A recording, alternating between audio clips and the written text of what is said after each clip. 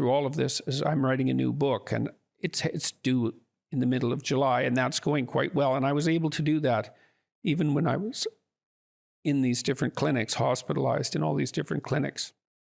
Although I don't think I did any writing in Russia.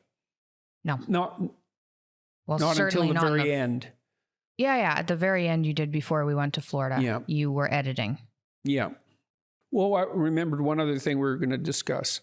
You know, some people, okay, first of all, I've had a tremendous amount of support from family members and friends. Like, really, I mentioned this earlier, but it's worth mentioning again. People have gone far beyond the call of duty to help me and Tammy and I in the last year and a half. And there's been an unbelievably massive outpouring of public support, which has really taken me by surprise in some sense, because, you know, it's one thing to express your condolences if you're discussing someone who, like my wife, is suffering from something clearly that's clearly not of her making, cancer, for example.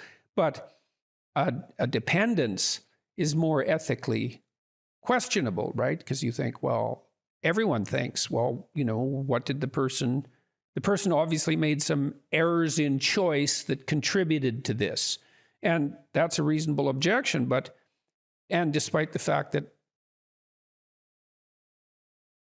there are many people who found that their opinions didn't align with mine, let's say, the proportion of negative comments I got about what I was going through was very small. So that was really something.